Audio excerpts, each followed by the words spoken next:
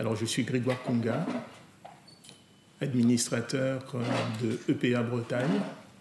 EPA, l'acronyme qui signifie Entreprendre pour apprendre.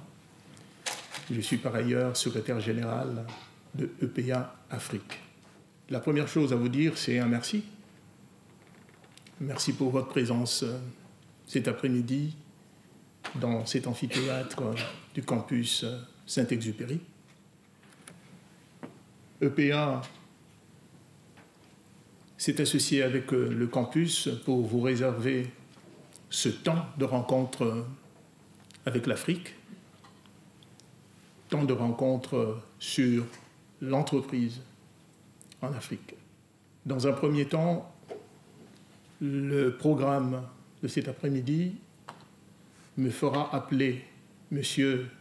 Jean-Marc Esnault, qui est à mes côtés, qui est celui qui nous reçoit ici, pour son mot de circonstance.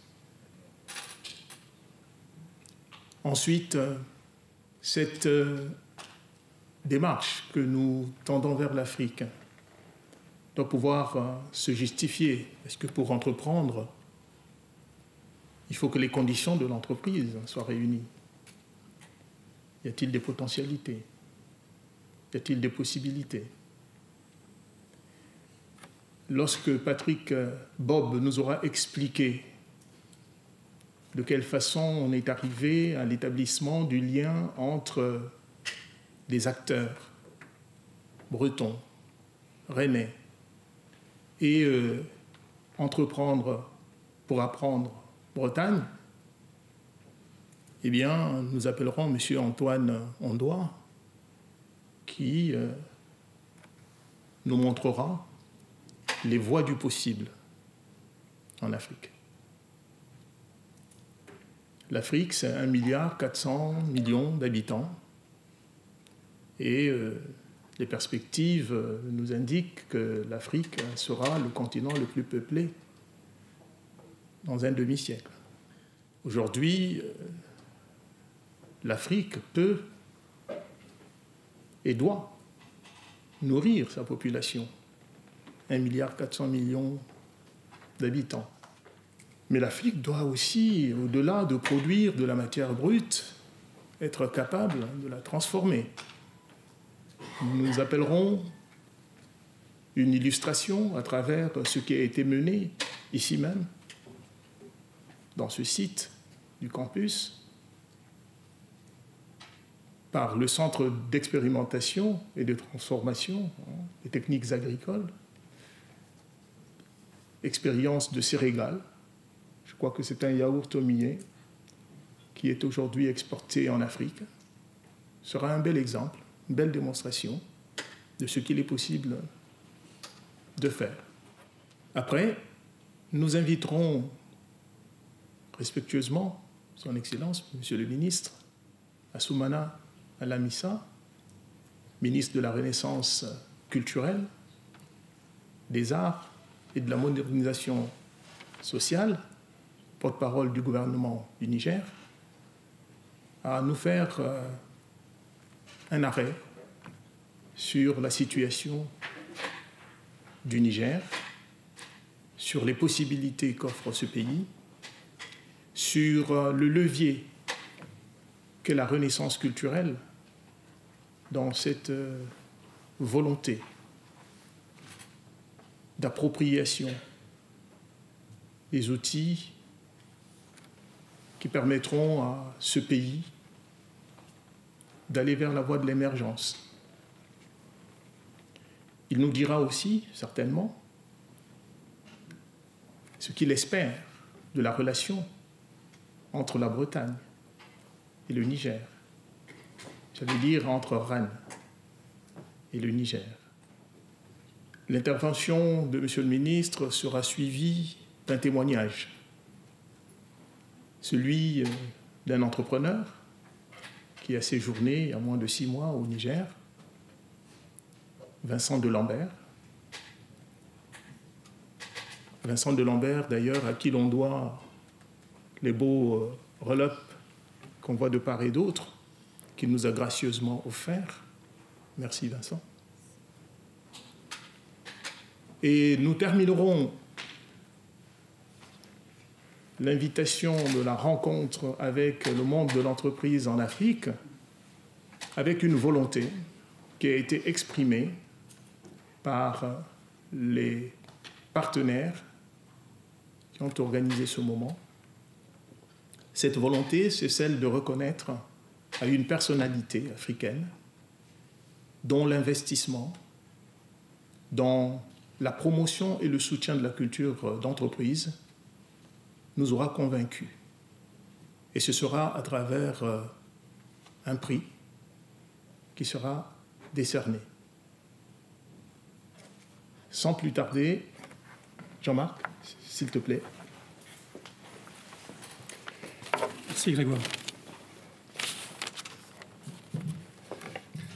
Monsieur le ministre, Mesdames et Messieurs les représentants du monde économique, politique, institutionnel et associatif, chers invités, je suis heureux de vous accueillir en cette occasion au sein de notre amphithéâtre. C'est un honneur bien évidemment pour moi, pour le personnel de direction, les administrateurs et l'ensemble de la communauté éducative de recevoir pour la seconde fois en quelques semaines M. Assouma Malam Issa, ministre de la Renaissance culturelle et porte-parole du gouvernement du Niger. De notre première rencontre, je garde le souvenir chaleureux d'un homme ouvert d'esprit, pragmatique, un homme plein d'enthousiasme, porteur d'idées, de projets, à l'écoute des autres et à l'affût de ce que nous pourrions construire ensemble. Sans le vouloir, je viens ici en quelques mots, si ce n'est de dresser le portrait d'un entrepreneur, au sens le plus noble du terme, en tous les cas, de citer quelques-unes des qualités indispensables à tous ceux qui ambitionnent d'entreprendre. Entreprendre, c'est justement le thème de cette conférence de fin d'après-midi. Elle s'inscrit dans la continuité des échanges que vous avez pu, Monsieur le Ministre, amorcer avec l'Arbre à Palabre, association dont l'objet est le développement des programmes EPA, Entreprendre pour apprendre, en Afrique, particulièrement dans les EFAC, les écoles de formation artistique et culturelle relevant de votre ministère. L'art, la culture, l'esprit d'entreprise, voilà quelques-unes des valeurs qui nous animent aussi au sein du groupe Saint-Exupéry et de l'École supérieure de commerce et de développement 3A, partenaire de cet événement qui nous réunit en cette fin d'après-midi. J'ai pu en effet, Monsieur le Ministre, vous faire rencontrer en ce début d'après-midi des créateurs de tous ordres que nous abritons au sein de notre incubateur. Vous avez pu vous-même constater qu'ils empruntaient des voies très diverses, artistiques parfois, sociales et solidaires souvent, ou encore à caractère économique plus prononcé. Quand je pense entrepreneuriat, quand je pense Afrique, je pense aussi forcément à cette grande école de commerce 3A que nous ouvrons à la rentrée de septembre sur notre site de Rennes. Une trentaine d'années après son lancement au cœur de cette autre grande métropole qu'est Lyon. 3A est une école à l'ADN tout particulier. Les 3A signifiant Amérique, Asie et Afrique.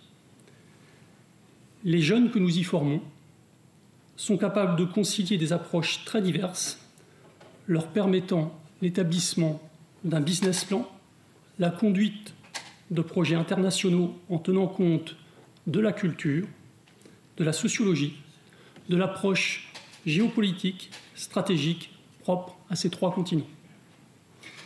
Et cela en portant haut et fort des valeurs d'éthique et de solidarité.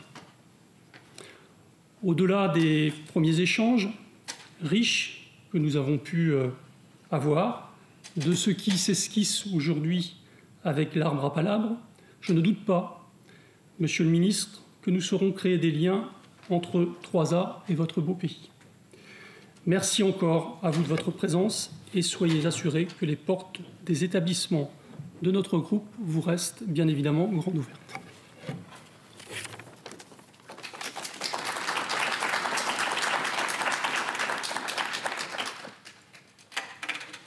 Mon cher Patrick, à toi de nous expliquer comment a-t-on fait pour arriver à l'arbre à palabre. Merci, mon cher Grégoire, de m'accorder un temps de parole. Monsieur le ministre, Monsieur le président de Braise Africa, Paul Odogo, cher public, je suis ici parce que j'ai eu la chance de rencontrer des belles personnes. Certes, j'étais depuis quelque temps président de Entreprendre pour apprendre en France et Entreprendre pour apprendre en Bretagne. Et sur mon chemin, j'ai rencontré un homme exceptionnel pour moi, il a à rougir, mais je dois le dire comme je le pense, Vincent D'Alembert. Vincent D'Alembert est un patron comme je les aime, un patron de PME, qui est le patron des ateliers Lemay. Et je lui avais fait l'offre de devenir administrateur de Entreprendre pour apprendre. Il m'a fait confiance, il est venu, on a sympathisé, et très vite, il m'a parlé d'un homme aussi sérieux que lui, aussi glorieux que lui, et il s'appelait Grégoire Kunga. J'ai rencontré Grégoire Kunga. Et quand il m'a parlé de l'Afrique, à sa manière, avec le complice Vincent D'Alembert, ça m'a rappelé ce que j'ai vécu avec Paul Odogo, parce que j'ai une histoire de vie avec Paul. Et puis ça m'a rappelé aussi les missions que j'ai menées au Sénégal, puis d'autres pays. Et fil en aiguille, on s'est dit, il y a peut-être quelque chose à faire. J'ai connu ensuite Fatimata, et là, Christian Loret, et la Plotte, on défilait, et petit à petit venait l'idée de non pas s'inscrire dans la logique de EPA au sens premier du terme, mais de décliner EPA par une fille ou par un satellite. Et on a créé, en termes de filles, l'arbre à palabre. Alors l'arbre à palabre n'est pas une filiale d'EPA, c'est une association de 1901 totalement autonome et indépendante. Elle s'inscrit dans les mêmes aspirations et les mêmes finalités, les mêmes valeurs que PA en Bretagne, et qui vise principalement à encourager les jeunes à entreprendre pour eux-mêmes, entreprendre pour leurs voisins, leurs amis, et entreprendre pour leur territoire citoyen, dans un cadre, si possible, d'économie circulaire ou d'économie solidaire, et si possible, s'inscrire dans les logiques des lois républicaines. Bon, quelque part, on rappelle le sens de l'instruction civique. Et quand on m'a parlé de la venue de Monsieur le ministre, au mois de décembre, je me suis dit, là, ça va. C'était la première fois que pour moi, j'allais rencontrer un ministre africain. Je me posais la question, est-ce que c'est opportun, est-ce que c'est utile, est-ce que c'est prématuré? Et très vite, à l'hôtel, le contact est passé. Et Monsieur le ministre, je ne vais pas reprendre les propos de mon ami Jean-Marc, mais c'est exactement ce que je pense de vous, et vous le savez, puisque je vous l'ai dit très franchement hier, pour s'engager avec un pays africain, s'engager avec un homme, une équipe gouvernementale, s'engager avec un réseau que vous portez, les États, il faut nécessairement que vos aspirations, ce que vous pensez, votre intelligence, vos savoirs puissent rencontrer les nôtres et qu'on se fasse confiance. Et depuis quelques heures que l'on vit ensemble, l'un à côté de l'autre, mais que l'on partage un certain nombre d'idées, on s'aperçoit que petit à petit, la chance est certes présente, mais il y a surtout une volonté entre nous de vouloir déboucher sur une convention, dans un premier temps, qui nous lierait entre l'association L'Arbre à Palabre, représentée par Fatimata, EPA Bretagne, bien sûr, qui représenterait EPA France par réseau, et le gouvernement du Niger. Et bien entendu, et ça je l'ai évoqué hier soir, il faut qu'on associe absolument, et Grégoire, tu le sais bien, l'Europe. Et ensuite, pour la rentrée au mois d'octobre, nous espérons traduire l'essai du mois de décembre en concrétisation au mois d'octobre. J'en tire, et pour terminer, j'en tire la conclusion suivante, c'est que pour entreprendre, il faut certes avoir des projets, des idées, etc. Mais il faut aussi que les hommes et les femmes qui veulent s'engager, parce qu'on a aussi quand même des femmes avec nous, on a Yvette Millet qui n'est pas là, mais elle est proche de nous. Il faut que les hommes et les femmes se fassent confiance, se rapprochent, se disent les choses, se parlent avec vérité, et qu'il n'y ait pas d'histoire d'ego. Et ce qu'on est en train de vivre entre nous, c'est ce qui se passe. Donc moi, je suis un président de EPA Bretagne tout à fait comblé, satisfait, heureux de vous avoir rencontré, Monsieur le ministre, d'avoir permis à mes amis Grégoire Touga, Jean-Marc Hainaut, Vincent de Lambert de travailler sur ce projet. Vous nous avez demandé hier soir de travailler au plus vite sur la Convention. Nous nous sommes engagés, nous allons procéder dès le début de la semaine prochaine à l'écriture à trois mains pour aboutir à une forme de proposition qui sera un document de travail et qui vous sera soumis. Et bien entendu, vous aurez vos corrections à apporter et vos amendements. Et nous devrions pouvoir annoncer dans les semaines à venir que l'arbre à palabre, sous l'arbre à palabre, et grâce à Christian et à Fatimata, ou à Fatimata et à Christian, eh bien, émerge un beau projet éducatif entre la France et le Niger. J'en suis très heureux et merci de votre écoute.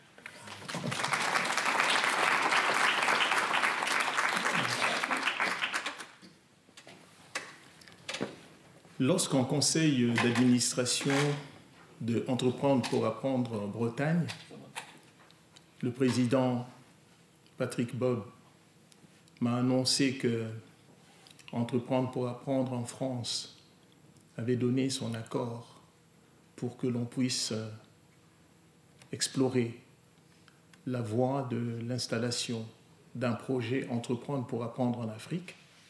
J'en ai été bien évidemment ravi, mais cette information a été tout de suite accompagnée par une contrainte. Patrick Bob m'a dit la chose suivante: nous voulons bien essayer d'installer Entreprendre pour apprendre en Afrique, mais à une condition, que l'implantation et l'implémentation du modèle ne soient pas une copie conforme de ce qui se fait en France.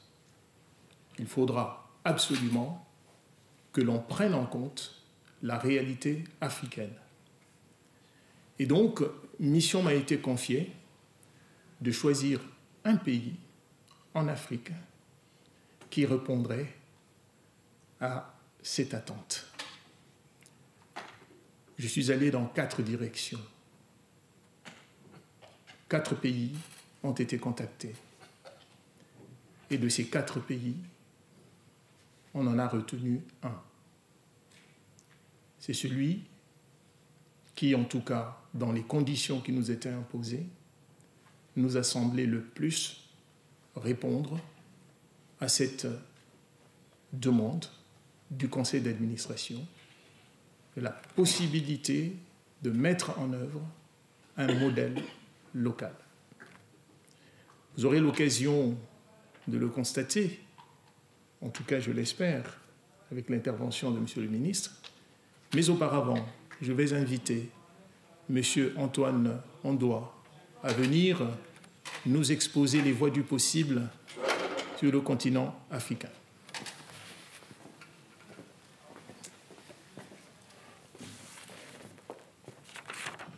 Merci. Eh bien, Monsieur le ministre, Monsieur le directeur général, Madame la directrice, Mesdames, Messieurs du monde économique, parler des potentialités du continent africain pour les créateurs d'entreprises et d'activités m'a conduit à un préalable méthodologique, préalable universitaire. Il y a là des choses qui ne nous quittent pas. Ce préalable, c'est celui de la définition des termes, celui du décryptage de sujets, celui de sa réappropriation. Aussi ai-je préféré au vocable potentialité synonyme d'éventualité, de virtualité, plutôt le terme d'opportunité, c'est-à-dire d'occasion, et pour être plus précis, d'occasion favorable. Parce que c'est bien de ça dont il s'agit pour le berceau de l'humanité, d'offrir des occasions favorables. Une autre précision aussi était celle du continent africain. Le continent africain est dans toutes les sauces. Eh bien, pourtant, ce continent n'est pas un en soi. Certains parlent même des Afriques, parce que c'est un continent pluriel. Il est pluriel à plusieurs égards, notamment avec sa superficie, plus de 30 millions de kilomètres carrés, 54 États indépendants. Je prononce le terme indépendant. Je n'entrerai pas dans la polémique, mais indépendants tout au moins institutionnellement. Plus d'1 milliard, 3,5 milliards d'habitants, M. Konga l'a rappelé ici. 2000 ethnies pour autant de langues vivantes. Vous avez d'ailleurs au Congo, il y a quelques Congolais dans la salle, 350 ethnies. Vous avez au Cameroun 230 avec, pareil, autant de langues. Cette diversité s'étale aussi dans des singularités et bien sûr dans des disparités. Quelques illustrations. Je pourrais citer l'exemple de la Guinée équatoriale avec un PIB de 20 000 $ qui contraste avec celui du Burundi qui est de 100 fois moins. L'espérance de vie de 75 ans au Cap-Vert alors qu'il n'est que de 50 ans en Sierra Leone. Et quand un Gabonais possède à lui seul 2 téléphones portables, vous en avez 2 téléphones pour 10 Éthiopiens. Bon, pour continuer comme ça, les différences. Mais en tous les cas, mon propos cet après-midi, pour vous parler de cette Afrique, parce qu'il reste quand même un socle commun, pour vous parler de cette Afrique, mon propos s'articulera autour de 2 grands axes. Bon, je n'ai pas regardé l'heure, mais le temps, je parle beaucoup. Je vais essayer d'être un peu dans les temps. 2 grands axes donc. Tout d'abord, un rappel de l'Afrique vue d'Occident. C'est probablement le rappel le moins joyeux de cet après-midi. J'espère ne pas glacer la salle. En tous les cas, nous enfoncerons quelques portes ouvertes. Il s'agira tout simplement de rappeler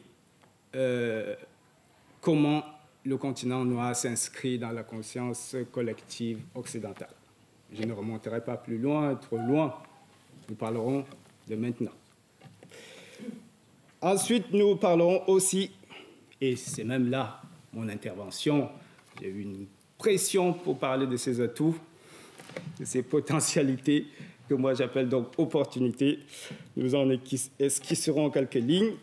Et enfin, je conclurai avec les modalités d'accompagnement. Les modalités d'accompagnement de ces investissements. Nous avons la chance d'avoir le ministre ici. C'est l'occasion de parler, comme quelqu'un dirait, carte sur table, avec un décideur du continent.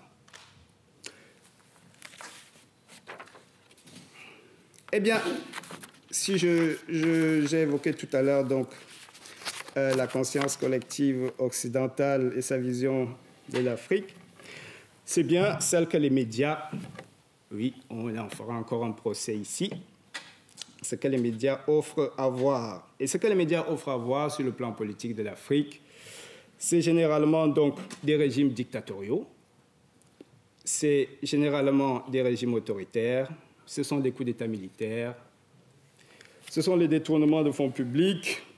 On parle généralement, vous avez eu vent en France, des biens mal acquis. On parle donc de corruption, des guerres et autres insécurités. D'ailleurs, un simple clic sur le site du Quai d'Orsay vous montrera une Afrique en rouge. Preuve, s'il en était, que c'est une terre dangereuse. Eh bien, sur le plan social, mesdames et messieurs, entre famine, malnutrition, sous-nutrition maladies, sida, Ebola, et les 1,3% du PIB mondial du continent auquel, à cela, pour faire simple, se rajoutent donc les images que vous avez l'habitude de voir, les images de ces jeunes Africains qui bravent les déserts, les mers pour arriver en Europe.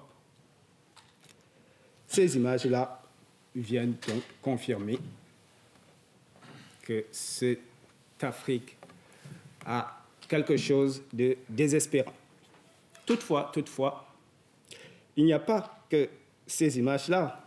Il y a quelque temps, il y a de temps en temps une médiatisation sur le continent qui souligne sa richesse du sol, du sous-sol, ses matières premières, ses minerais, son pétrole, et aussi qui parle de temps en temps de la faune, de la flore, du folklore, et il y a certainement les amateurs de football dans la salle, les stars du ballon rond.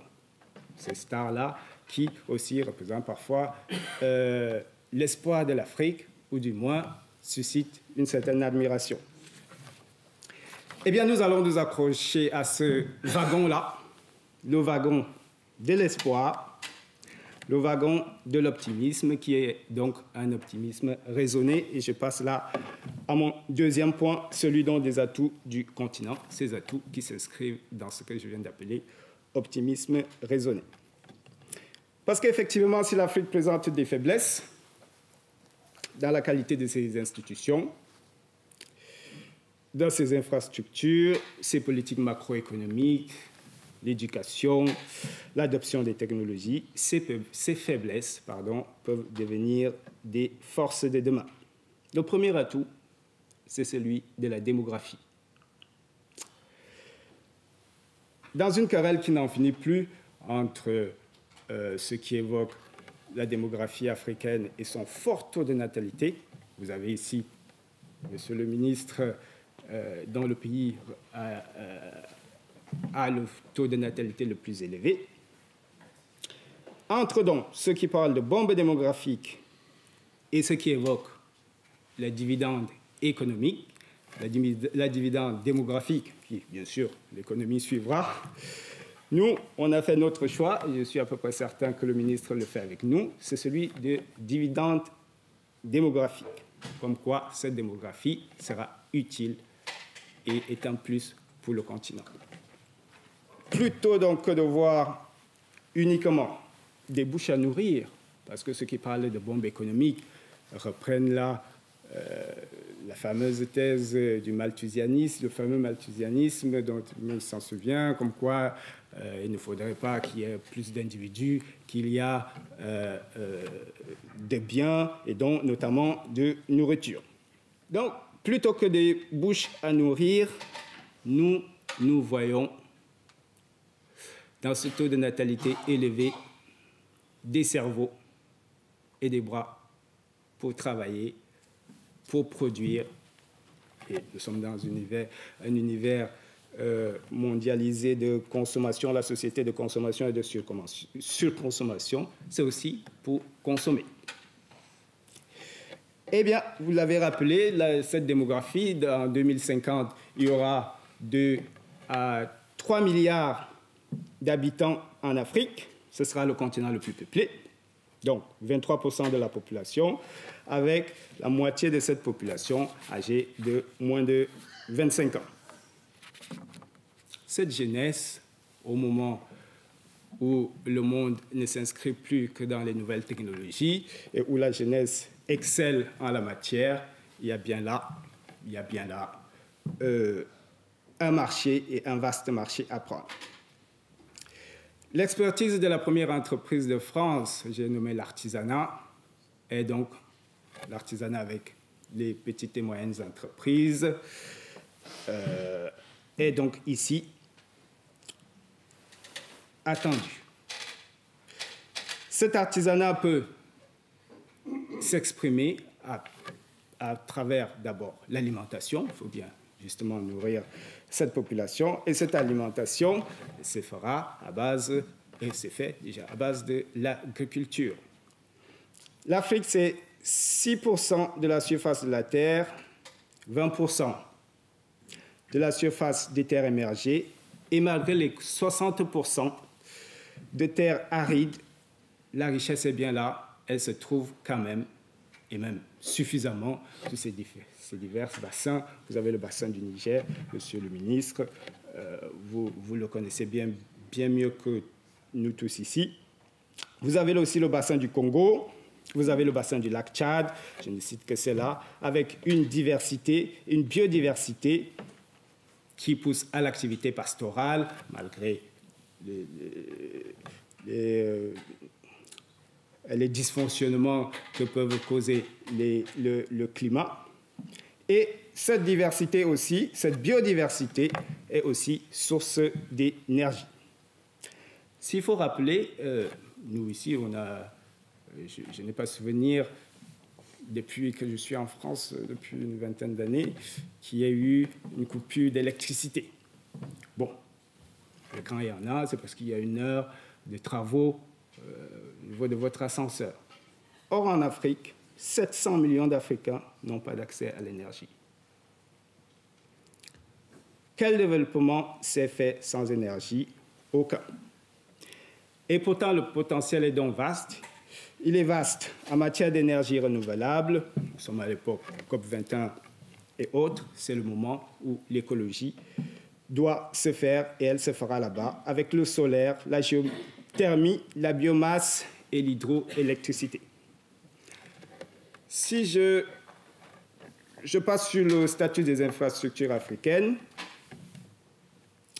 il y a là aussi les différents marchés qui s'ouvrent, et ces marchés ne s'ouvrent que parce qu'il y a une très forte pénurie. Donc, vous voyez que là, je vous présente les pénuries, je vous présente les déficits, les manques, et qui dit manque dit forcément besoin d'être comblé.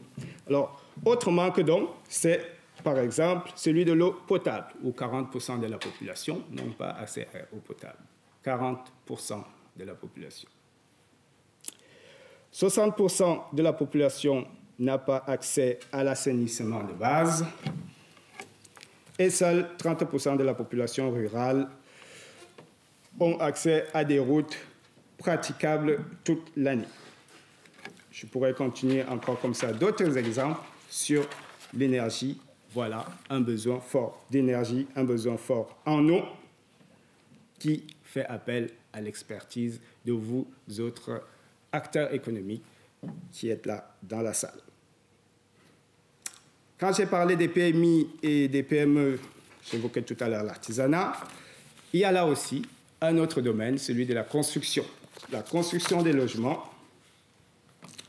En Afrique, selon les chiffres de l'ONU Habitat, 3 habitants sur 5 vivent dans les taudis en Afrique.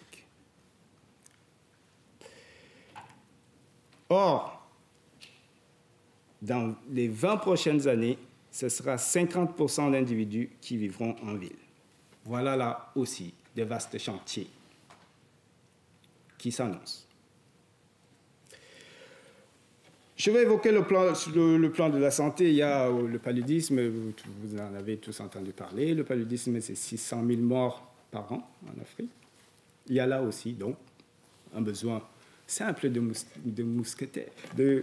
moustiquaires, pardon. Comme quoi, j'y ai pensé à Dumas. Bon, comme ça, dans mon inconscient. Alors, donc, des moustiquaires et, bien sûr, de tout autre anti-moustique et médicaments. Sur le même plan de la santé, en Afrique, c'est 1,1 médecin pour 1000 habitants, 2,7 infirmières, la moyenne pour 1000 habitants. Voilà là aussi un besoin de personnel médical, un besoin d'infrastructures en matière de santé, un besoin d'établissements, dispensaires, cliniques et autres qui ne demandent qu'à être bâtis. L'éducation, je ne viens pas parce que c'est le dernier point que je vais citer, à l'éducation, parce qu'il est en dernière position. C'est même l'élément de base de tout développement. L'éducation, monsieur le ministre, vous le savez bien, il s'est tenu à Dakar récemment, un forum sur l'éducation, où il y a des satisfactions. 80% d'enfants africains sont scolarisés dans le primaire, ce qui est une très bonne chose. Et seulement ce pourcentage tombe à 40% dans le secondaire. Donc là, il y a des efforts à accomplir à la matière. La base de l'instruction, c'est cela qui sauvera très probablement l'Afrique, c'est-à-dire cette jeunesse africaine quelque peu en déshérence. Bien sûr, qui dit institution scolaire dit besoin de manuels scolaires, besoin d'établissements scolaires, d'outils numériques, besoin, monsieur le directeur général, madame la directrice, de 3A en Afrique. Il y a un partenariat avec la Tunisie. Il manque quelque chose ici. Vous êtes à côté, monsieur le ministre, il nous faut 3A en Afrique. Donc, mesdames et messieurs, je vais essayer d'aller plus vite pour conclure en disant, donc, quelle avenue du ministre de la Renaissance culturelle du Niger? Ce n'est même pas le ministre de la Renaissance culturelle du Niger. Je parlais avec un autre Africain bien avant cette conférence. Il m'a dit qu'il est venu voir le ministre. Il n'a pas dit le ministre du Niger. C'est le ministre de l'Afrique. Donc, c'est le ministre de la Renaissance culturelle d'Afrique que nous accueillons. Eh bien, monsieur le ministre, vous êtes venu invité.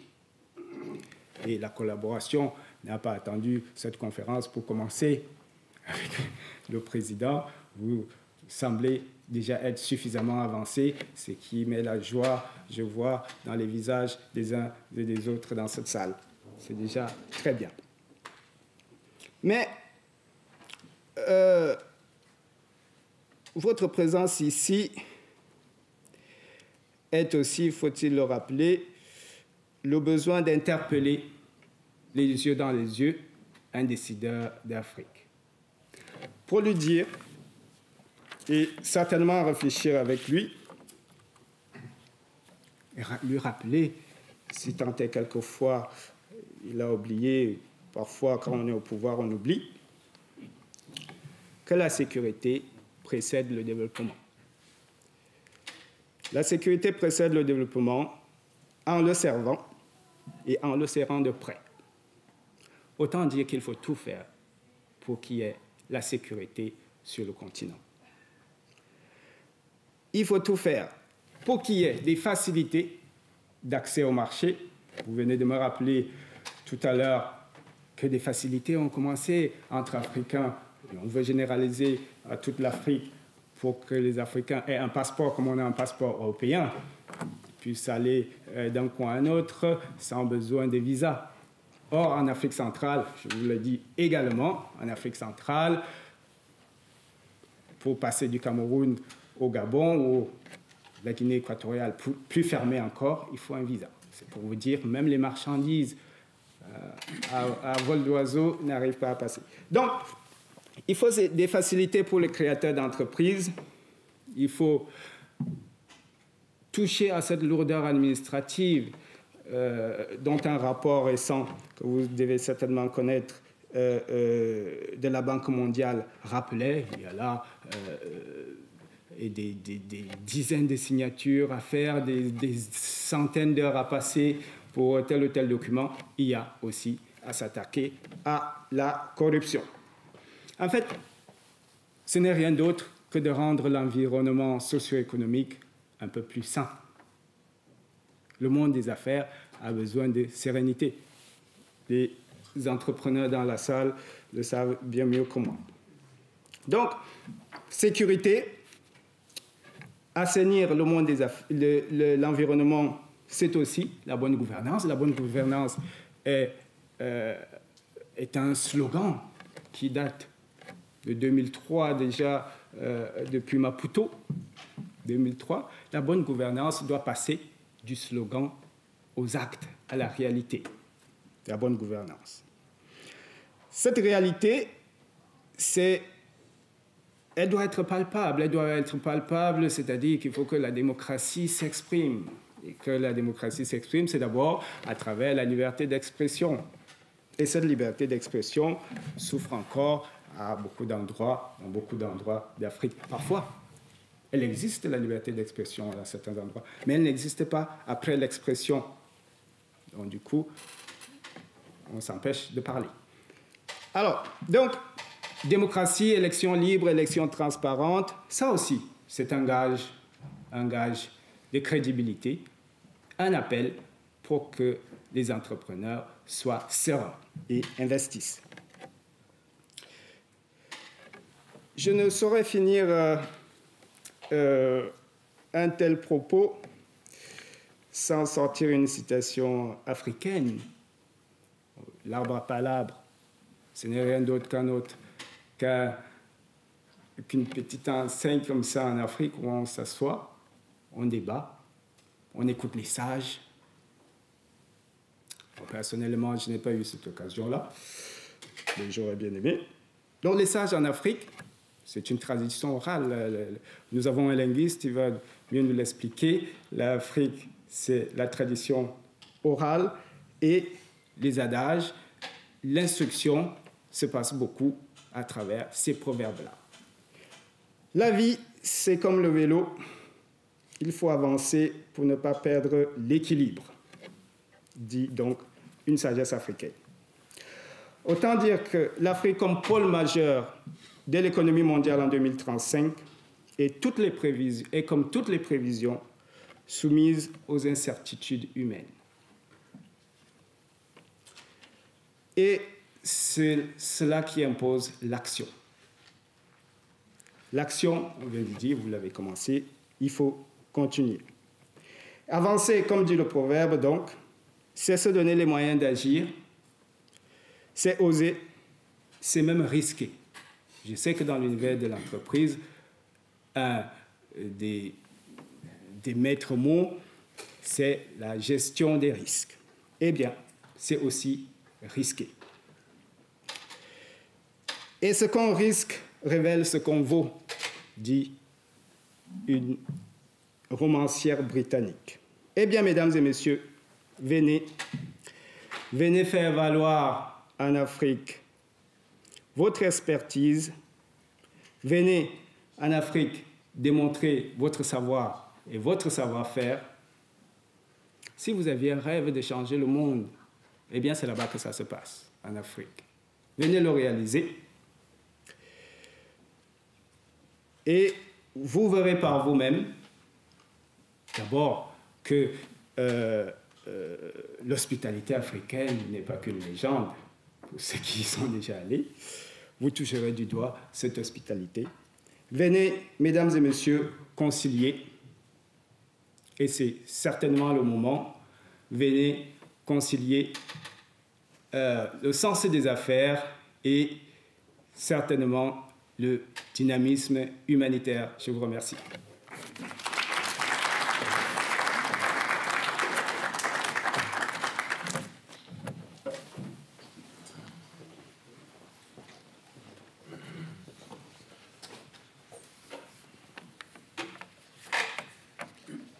Merci Antoine. Merci pour ces mots. L'Afrique avancera parce que ses filles et ses fils sauront tenir le discours vrai, celui qui consiste à reconnaître ce qui est, en bien comme en mal. Et c'est surtout en insistant sur le mal qu'on fait du bien à l'Afrique. Monsieur le ministre, je ne vous demande pas d'insister sur le mal. Je vous demande en tout cas de dire ce qui est vrai au Niger par rapport à ce thème qui nous tient tant, celui de l'entreprise. À vous.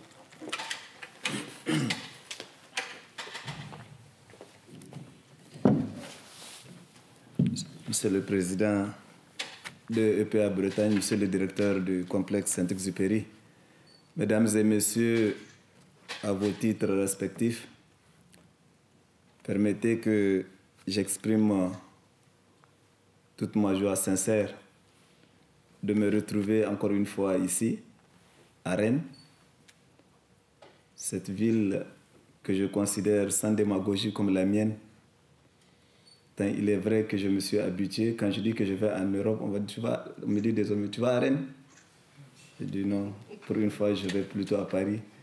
Mais c'est vrai, je considère Rennes comme ma ville. Et je voudrais exprimer toute ma reconnaissance à ceux qui m'ont donné l'occasion d'être là, de connaître cette ville et de lancer les jalons de cette collaboration qui a fait qu'aujourd'hui, à ce stade, on est un peu plus convaincu que quelque chose est faisable entre vous et nous. Avant de venir sur mon propos proprement dit, permettez que, c'est vrai que je salue mon jeune frère, docteur Ondoa, mais que je lui pose quand même une question. Qu'est-ce qui a fait que j'ai perçu une certaine pudeur dans vos propos? Est-ce la présence du ministre ou bien le besoin de cacher certaines réalités?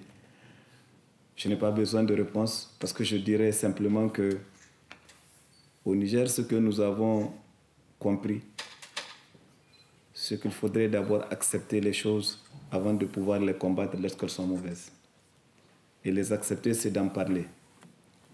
J'étais un peu surpris que vous hésitiez sur les maux de l'Afrique, que vous hésitiez sur la corruption qui est généralisée dans tous nos pays, que vous hésitiez sur l'insécurité qui est malheureusement une réalité et qui n'encourage pas l'intervention dans certains domaines, dans certaines parties de l'Afrique. Mais tout handicap qui n'étouffe pas les possibilités, j'utilise votre mot, qui n'assombrissent pas les opportunités que le continent a en matière d'entrepreneuriat, en matière d'intervention, en matière de coopération de façon générale. Je voudrais donc, dans le cadre de ce propos, dans la limite du temps qui m'est autorisé, d'abord, en très peu de mots, parler de l'entrepreneuriat au Niger. Mais avant, je vais parler de l'entrepreneuriat en Afrique. Après le Niger, je vais de façon spécifique intervenir sur ce que je peux être censé connaître le mieux. C'est le cas de mon ministère, de mon portefeuille ministériel, en lien avec l'entrepreneuriat, en lien avec le capital humain. En Afrique, il y a beaucoup de potentialités. Vous savez, beaucoup de gens, j'ai lu des écritures récentes où on reconnaît que l'avenir du monde, c'est en Afrique. C'est les conditions qu'il faut remplir maintenant qui relèvent un peu du défi surnaturel. Mais nous avons d'énormes potentialités, non seulement en termes de ressources, en termes de démographie, mais aussi en termes institutionnels. Je voudrais évoquer le cas de la création de la zone de libre-échange continentale africaine, qui est un vieux projet de l'Union africaine qui consistait à créer un espace où les échanges intra-africains pourraient être relevés. Je pense que l'Afrique n'échange qu'à hauteur de 2% en son sein. 2%, ce qui est négligeable. Alors, ce projet de la création de la zone de libre-échange continentale est un projet qui a été confié depuis un peu plus d'1 an au président de la République du Niger, son Excellence Issoufou Mamadou. Il a conduit les démarches nécessaires, il a organisé les forats nécessaires et il a réussi à en faire en sorte qu'en mars passé, cet accord a été signé par 44 pays africains. L'objectif étant de briser les barrières qui empêchent le développement de la coopération économique entre les États africains. Je pense que c'est une opportunité qui va non seulement permettre à l'Afrique de constituer une puissance, mais de faire en sorte que l'Afrique pèse aux yeux du monde dans le cadre des échanges qu'elle a avec les autres continents. Je voudrais, pour le cas du Niger, entreprendre au Niger pour dire que le Niger, vous savez, dans les littératures contemporaines, est considéré comme le pays le plus pauvre du monde. C'est simplement relatif quand on parle de pauvreté.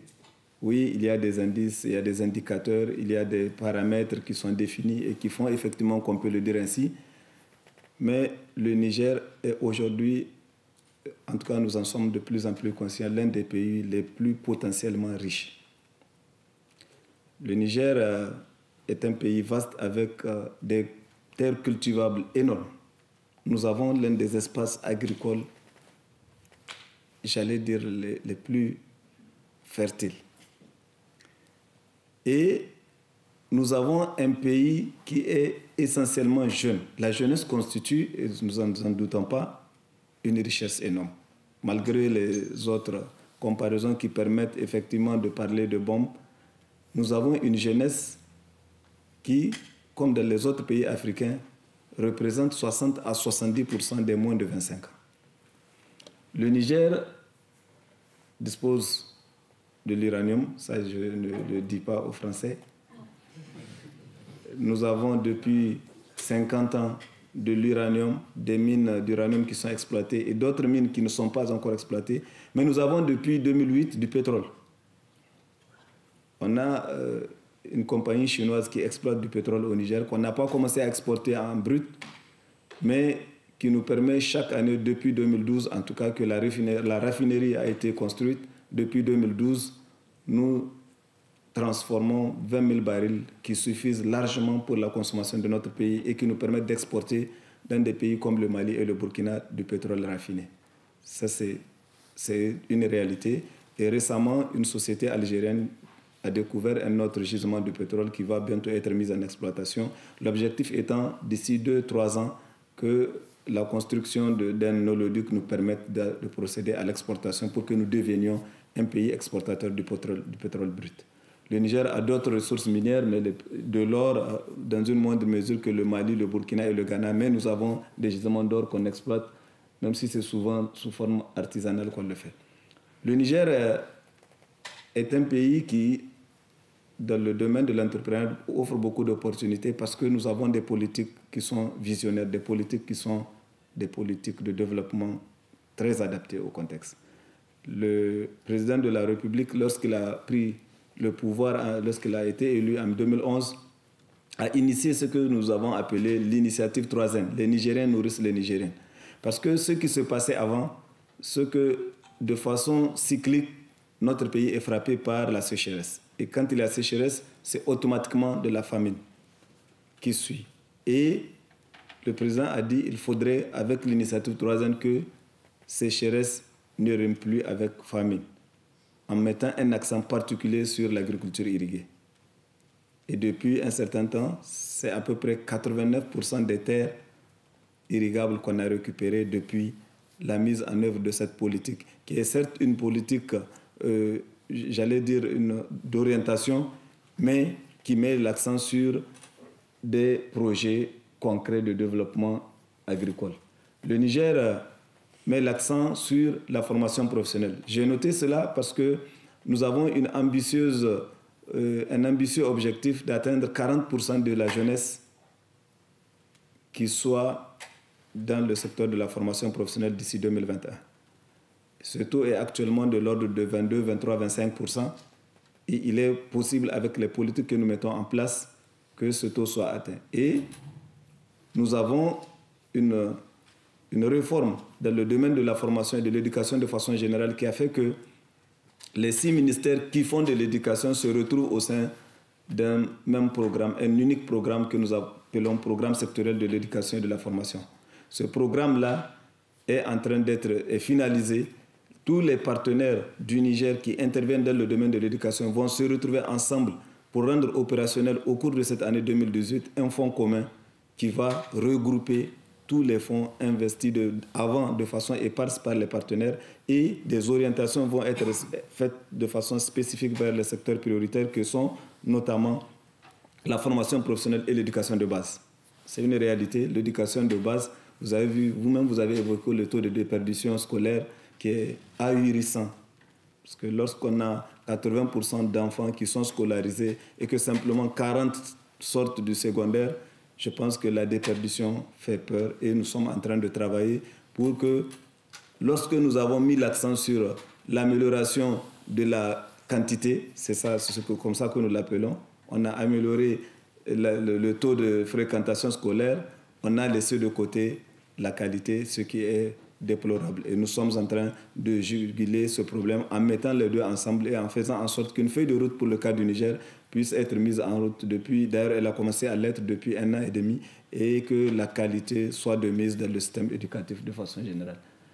Le Niger, je reviendrai sur l'une des politiques parce que c'est la politique de la renaissance culturelle. Je vais revenir en détail sur la deuxième partie de mon intervention parce qu'elle participe à créer les conditions de l'efficacité des investissements dans notre pays. Que ce soit les investissements de l'État ou les investissements des partenaires, la renaissance culturelle devrait créer les conditions préalables à ce que si quelqu'un intervienne, qu'il intervienne avec efficacité. Et j'ai omis de rappeler que cette politique de l'initiative 3N a eu un prix mondial, le 3e prix mondial après l'Éthiopie, la Chine et la Corée qui se sont mises ensemble pour avoir le 2e prix. Et le Niger a eu le 3e prix de la meilleure politique d'avenir. C'est cette politique de l'initiative 3N parce que en marge de la politique d'accroissement des surfaces cultivables, il y a aussi le développement de l'entrepreneuriat agricole qui s'y greffe.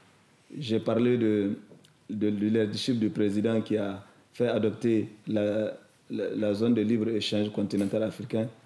Et le Niger a aussi fait d'énormes avancées, d'énormes progrès en matière de climat des affaires. Le Doing Business, c'est ce système mondial qui permet d'apprécier la qualité du climat des affaires dans les pays. De 2014 à aujourd'hui, nous avons gagné 26 places. Nous sommes partis de la 170e aujourd'hui à la 144e place. Et cela grâce à des réformes qu'on a faites qui sont appréciées par le dispositif mondial d'appréciation. On était, à l'époque, vous avez besoin d'une semaine, 2 semaines, 3 semaines pour avoir un registre de commerce et un numéro d'identification fiscale. Maintenant, vous l'avez à 48 heures, à 72 heures, voire 48 heures. Avant, il faudrait investir 75 € pour payer les frais, en termes de frais pour avoir le registre de commerce. Aujourd'hui, nous sommes à moins de 20 €, à peu près 20-25 €. Je pense que ça fait 16 000 francs CFA pour avoir tous ces documents-là et en 48 heures ou tout au plus en 72 heures. Et toutes les formalités se font au sein d'un même service que nous appelons la maison d'entreprise, où quand vous venez, vous donnez toutes les documentations. C'est les services des impôts et tous les autres services se retrouvent au même endroit. Les formalités se font dans un délai raisonnable. Celui qui veut créer son entreprise au Niger, il part lundi, le mercredi, il a tous les documents de création d'entreprise. Et toutes ces réformes aussi visent l'amélioration des conditions de branchement d'eau, des conditions de branchement d'électricité, ce qui nous a permis, en tout cas, de rattraper. L'année passée, lorsqu'on a fait l'évaluation, on avait 13 réformes qui n'ont pas été prises en compte, dont effectivement celles qui sont relatives au raccordement à l'électricité, raccordement à l'eau. Mais cette année, avant le 30 avril, nous avons pris toutes les dispositions pour que ces réformes soient connues et 6 autres nouvelles réformes ont été ajoutées, ce qui veut dire qu'en 2019, le classement du Niger va être encore nettement amélioré. Et tout cela pour permettre une certaine célérité dans la création et l'exploitation des entreprises dans notre pays. L'autre potentialité au Niger, c'est cette volonté politique pour promouvoir l'entrepreneuriat des jeunes. J'ai parlé de l'entrepreneuriat agricole, c'est de dire qu'il faut orienter les jeunes vers l'agriculture, mais pour prendre en charge cette préoccupation, le président a créé le ministère de l'entrepreneuriat des jeunes depuis 2016. Un ministère qui s'occupe de la conception des politiques en matière de création et d'exploitation d'entreprises par les jeunes. Et nous avons aussi tout un ensemble de faveurs qui sont consacrées dans le code d'investissement pour les jeunes diplômés qui créent leurs entreprises. Et je pense que, en tout cas en tant que volonté politique, c'est très encourageant pour permettre aux jeunes, parce que nous avons une fonction publique malheureusement qui ne peut pas absorber la quantité, excusez-moi le mot, des jeunes qui sont formés. Il faut créer les conditions pour que le secteur privé participe à leur recrutement. On a une politique de formation professionnelle que je venais d'évoquer tout à l'heure. Et on a aussi un autre, je ne l'ai pas noté ici, quand je parlais de contexte institutionnel, on a une haute autorité de lutte contre la corruption et les infractions assimilées qui a été créée depuis 2011, qui est indépendante et qui se permet de se saisir d'un certain nombre de dossiers, parce que vous savez, malheureusement, il faut qu'on le dise, les systèmes africains sont des systèmes qui sont plombés par la corruption.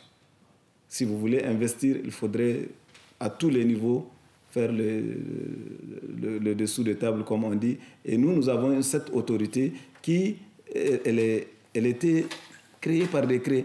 Mais lorsque nous avons eu contact avec certaines institutions, ils ont dit qu'il faut que ça soit une autorité plus forte. Et cette année, et l'année passée, en 2016-2017, on l'a transformée avec une loi qui l'a créée et qui lui donne plus de pouvoir. Nous avons également un certain nombre de programmes qui sont déjà réalisés et d'autres qui sont en voie de l'être en termes de programmes d'infrastructure, parce qu'il faut créer les conditions, notamment dans le domaine énergétique, dans le domaine de transport. Le Niger est en train de vouloir mettre à l'eau le barrage d'ici 2020. Le barrage de Kandaj, c'est un vieux projet qui date de 50 ans, mais qui avait démarré, malheureusement qui était suspendu, et de nouvelles procédures ont été faites et on a une entreprise qui est responsabilisée, qui doit faire en sorte que ce barrage hydroélectrique puisse être opérationnel d'ici 2020. Et c'est non seulement pour produire de l'électricité, mais c'est pour faire aussi de l'irrigation, parce que ce n'est pas moins de 40 000 hectares qui vont être aménagés tout au long du fleuve pour permettre la production du riz et des autres denrées. Et nous avons aussi des ambitions dans le domaine nucléaire. Vous savez, je disais qu'on produit de l'uranium, on exploite de l'uranium, mais on ne le transforme pas, il est brut, il est exporté en brut. Mais nous avons cette ambition de nous mettre en rapport avec ceux qui le transforment pour avoir des centrales nucléaires. Et d'ici 2030, nous avons le projet d'en avoir au moins 2, de pas très grande capacité, mais qui permettent d'avoir suffisamment d'énergie pour exporter dans les pays. Parce que nous n'avons pas de grands besoins au Niger, mais nous allons faire en sorte que nos pays, les pays qui nous entourent, puissent se ravitailler. Et ce programme est déjà très avancé. L'AEA était au Niger en avril. Ils ont fait une sorte d'évaluation de la démarche suivie jusque-là. Et c'est très encourageant. Nous pensons que d'ici 2030, on aura au moins ces 2 centrales nucléaires dont chacune va avoir une capacité d'environ 1000 MW, ce qui est énorme pour les besoins du Niger. Nous avons aussi des grands projets. Nous sommes le pays le plus ensoleillé d'Afrique. Et donc, nous allons utiliser l'énergie solaire. L'effort va être orienté vers les énergies renouvelables, dont l'énergie solaire. Nous avons des petits projets aujourd'hui à Gadez et à Niamey de l'ordre de 30 MW pour l'énergie solaire. Et nous avons une centrale de production froide qui a une capacité de 80 MW et qui a été opérationnelle il y a seulement 1 an et demi. Et donc, nous avons toutes ces infrastructures qui vont permettre de créer les conditions de la disponibilité de l'énergie, de la disponibilité des moyens de transport. Un réseau routier est l'un des plus importants. C'est vrai que nous sommes un pays vaste, mais nous avons un réseau routier assez considérable au Niger. Je voudrais à présent venir à la deuxième partie de mon intervention. Je vais vous parler de la renaissance culturelle. Et je pense que, vu le temps qui est imparti, je n'aurai pas besoin de tous mes slides. Ceux qui arriveront à le lire ici le liront. Mais je voudrais dire simplement que c'était conscient du fait qu'il y a des choses qu'il faut d'abord régler avant de penser à l'économique. Que le président, en 2014, a dit qu'il faut agir sur les personnes. En vérité, j'ouvre la parenthèse pour dire à mon frère, on n'a pas de problème de disponibilité de ressources. En Afrique, nous avons un problème d'hommes. Nous avons un problème de ressources humaines. Il faut développer le capital humain. Et pour développer le capital humain, il faut inventer, il faut avoir de la vision. Le président dit que j'ai construit beaucoup de classes, j'ai construit beaucoup de routes, j'ai fait ceci, j'ai fait cela, mais je me rends compte que quelque part, quelque chose manque. C'est nous, notre capacité d'apprécier les choses avec objectivité. Notre capacité de faire confiance en nous et de nous asseoir pour prendre en main notre destin. Il faudrait un programme qui va dans le sens de changement de comportement des citoyens. Et il a mis dans son programme de campagne de 2015 un volet renaissance culturelle. Renaissance culturelle qui est... On a la renaissance culturelle africaine qui fait l'objet d'une charte, mais le président dit la renaissance culturelle pour le Niger, c'est cet élan, cette vision qui va faire en sorte que le Nigérien puisse avoir confiance en lui, que le Nigérien puisse d'abord voir l'intérêt général avant de penser à l'intérêt particulier. C'est cette renaissance culturelle qui va faire en sorte que toutes les valeurs qui ont fait la fierté de l'Afrique, qui ont fait la fierté du Niger et qu'on a laissé auparavant, qu'on puisse les ramener, c'est la solidarité, c'est l'amour du travail, il y a tout un tas de valeurs que nous avons inventoriées dans le programme qu'on a proposé et qui vont être mises en exergue. Mais de l'autre côté, il faut combattre tous les actes inciviques, la corruption, l'incivisme fiscal, le laxisme, le retard au travail. Nous avons une notion de temps qui est différente de celle de l'Europe. Quand un Africain te dit à 10h, il faut venir, il faut l'attendre. À 10h, je vais venir, il faut l'attendre à 10h30 ou à 11h, au meilleur des cas. C'est inadmissible. Le temps est universel. Il n'y a pas un temps de Rennes et un temps de Niamey. Nous avons donc ce travail-là. Il faut qu'on arrive à le faire accepter par tous. Donc la renaissance culturelle, c'est un programme qui va avoir comme objectif de mobiliser collectivement tous les citoyens et faire en sorte qu'ils deviennent des citoyens responsables. Et nous avons pour cela une triple modernisation à chercher. La modernisation sociale, la modernisation politique et la modernisation économique. La modernisation sociale, c'est tout cet élan de vouloir transformer la société en promouvant les valeurs, en combattant les contre-valeurs, en mettant à l'avant l'intérêt général, en renforçant la famille, la cellule familiale et en faisant en sorte que les parents prennent leurs responsabilités. Parce que l'éducation, comme je le disais hier à Patrick, l'éducation dans les classes, dans les salles, ce n'est qu'une infime partie de l'éducation. Elle commence d'abord dans le foyer.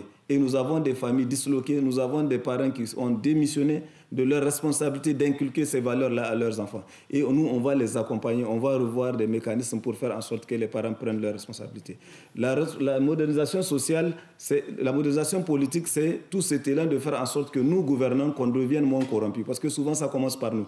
Quand vous êtes un responsable politique et qu'on vous confie les biens de l'État, au bout de 5 mois, 3 mois, pendant que la misère augmente chez la population, chez vous, la richesse augmente et on va vous voir rouler dans des véhicules, habiter des maisons dont les prix dépassent. Il faut qu'on accepte que c'est inadmissible et qu'on donne l'exemple de venir sur le droit chemin qui est celui de combattre la corruption en commençant par soi-même. Donc la modernisation politique, c'est aussi faire en sorte que le droit soit appliqué. Nous faisons des lois, nous sommes des pondeurs entre griffes, des bonnes lois, mais nous n'avons pas cette possibilité ou cette capacité de les mettre en œuvre. On est toujours là en train de pétiner les lois parce qu'un tel a appelé ou bien parce qu'un tel est l'enfant d'un tel et on met du sable aux lois et ça, nous allons faire le combat de faire en sorte qu'on revienne à l'application des lois. La modernisation politique, c'est aussi faire en sorte que les partis politiques prennent leurs responsabilités. Parce que les partis politiques ne font pas le minimum qu'ils doivent faire dans le sens de l'éducation citoyenne de leurs militants. Et donc, nous voudrions faire en sorte que les programmes que nous allons mettre en œuvre poussent les partis politiques vers l'accomplissement de leurs responsabilités. Et nous avons aussi, j'ai oublié de parler de la religion dans la modernisation sociale, parce que ça fait partie de la modernisation sociale. La religion, notre compréhension de la religion est arriérée. Nous n'avons pas, dans tous les pays d'Afrique, on a une très mauvaise compréhension de l'islam. Et c'est ça qui pousse souvent à faire en sorte que vous considérez l'islam, tout musulman, comme terroriste. C'est parce que nous-mêmes, dans les attitudes, dans les comportements, nous n'avons pas très bien maîtrisé la religion. Et nous allons dire, il faut que chacun aille découvrir ce que les religions disent. On a des pratiques ancestrales que nous avons considérées comme des pratiques et souvent nous les avons assimilées à la religion qui n'ont rien à voir avec la religion. Donc nous allons faire le travail de faire la part des choses entre ces pratiques-là qui sont malheureusement rétrogrades et ce que l'islam nous impose. Et si on s'en tient à ce que l'islam impose, on ne peut pas faire du terrorisme, on ne peut pas se marier ou faire marier une fille à 12 ans, on ne peut pas avoir 50 enfants alors qu'on n'a pas la possibilité de les nourrir, on ne peut pas accepter que les enfants aillent dans la rue pour mendier. Ça, c'est l'islam qui nous l'interdit. Mais nous avons des compréhensions souvent qui font en sorte que nous laissons ces pratiques se multiplier et que ça devient des problèmes qu'on a des difficultés à régler. Donc la renaissance culturelle vise cette modernisation sociale, cette modernisation politique où il faut améliorer la qualité de la gouvernance. Et les deux là, si vous les mettez ensemble, elles vont nous mener forcément vers une modernisation économique. où il faut créer les conditions de respecter les vertus du travail, de ne croire qu'au travail, d'être ponctuel au travail, de créer les conditions d'être productif, de créer les conditions de faire que les entreprises se développent dans notre pays. Et tout notre travail, c'est d'aboutir à cette finalité. La vision, c'est ce qui est retenu dans notre programme de Renaissance, un programme qui va être adopté la semaine prochaine, Inch'Allah. C'est faire de la Nigérienne et du Nigérien des citoyens responsables, pétris des valeurs, soucieux de leur épanouissement et du développement du Niger. Soucieux de leur épanouissement et du développement du Niger. Mais le mot le plus important que je voudrais souligner ici, c'est le mot responsable. Parce que lorsqu'on a la responsabilité, il y a solution à tout. On s'assume devant tous les défis, on les relève aussi avec brio. Donc nous avons cela comme vision. Et l'objectif général, donc, c'est créer les conditions de la mobilisation de tous les citoyens. Ça, c'est extrêmement important pour nous. Ça veut dire qu'il faut que chacun adhère à la renaissance culturelle. Et pour cela, nous sommes en train de travailler pour que ça ne soit pas un simple programme d'un homme politique. C'est vrai que c'est la vision du président de la République, mais ça devient un mouvement d'ensemble. Et nous sommes en train de nous dire, lorsque ce programme va être adopté, il faut faire en sorte que nous ayons un élan de le constitutionnaliser.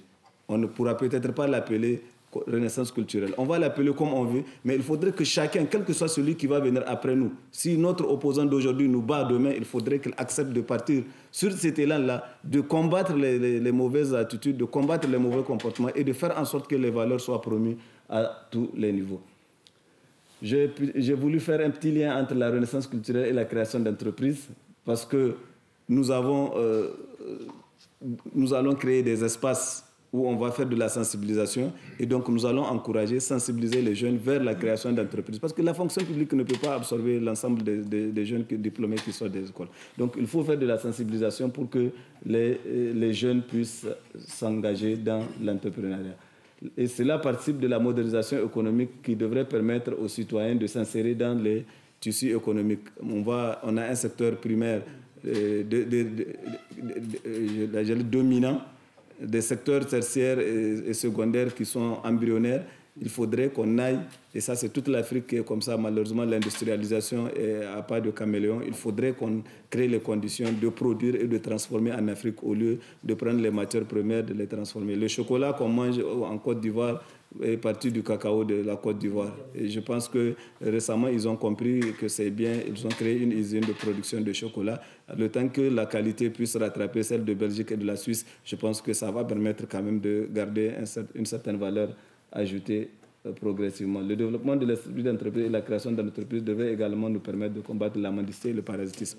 Effectivement, je disais tout à l'heure que la mendicité fait partie des contre-valeurs qu'il faut combattre. Donc si on initie avec des initiatives, avec des projets, des démarches comme celles que vous êtes en train de faire et que nous envisageons d'importer, on pourra faire en sorte que la mendicité soit réduite et que les jeunes se mettent beaucoup plus au travail qu'autre chose.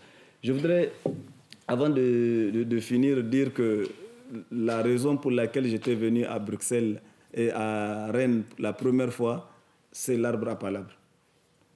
J'avais fait... Je ne pouvais pas conclure sans que je fasse le lien pour qu'on comprenne comment je peux me retrouver en tant que ministre, pas ministre de la Finance, pas ministre de l'économie, pas ministre de plan, mais ministre de la Renaissance culturelle. Je me retrouve en train de faire une intervention sur la création d'entreprises en Afrique. Alors, qu'est-ce qui s'est passé? J'ai rencontré incidemment, je peux le dire ainsi, juste moins d'une semaine après ma nomination, j'étais venu à Paris et j'ai rencontré à l'occasion d'une journée culturelle Madame Ouarou Fatoumata qui est là. Et elle s'était approchée de moi, elle me dit, monsieur, parce que le livre, c'est le ministère de la Renaissance culturelle, c'est le ministère de la Culture en fait. Mais nous l'appelons ministère de la Renaissance culturelle parce que ça englobe la culture, mais aussi ça englobe ce travail de transformation de la société. Donc elle me dit, j'ai écrit mon livre Arbre à palabres, voilà le livre est là. Et elle m'a montré le livre, elle dit, et je voudrais vous informer. J'ai dit, j'ai pris le livre comme ça, elle m'a dit qu'elle l'a écrit avec Christian Leray qui est là avec nous. J'ai dit, d'accord. J'ai dit, bon, moi je viens d'être nommé, mais ce que je peux vous promettre, c'est que si vous venez au Niger, on va faire une cérémonie du vernissage du livre.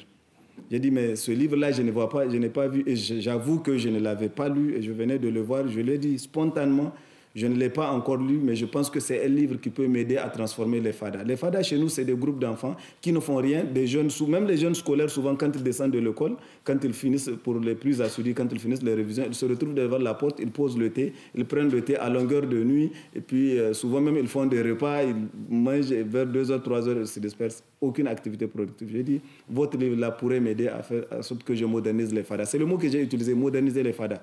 Et lorsque j'ai pris le livre, je lui ai dit, OK, quand tu vas venir au Niger, on fait le vernissage. Elle est partie au Niger, on a fait le vernissage. J'étais revenu une fois à Paris, j'ai dit, bon, je vais profiter pour venir à Rennes parce que j'avais lu le livre, j'ai une idée claire de ce qu'il peut me donner comme piste de transformation sociale.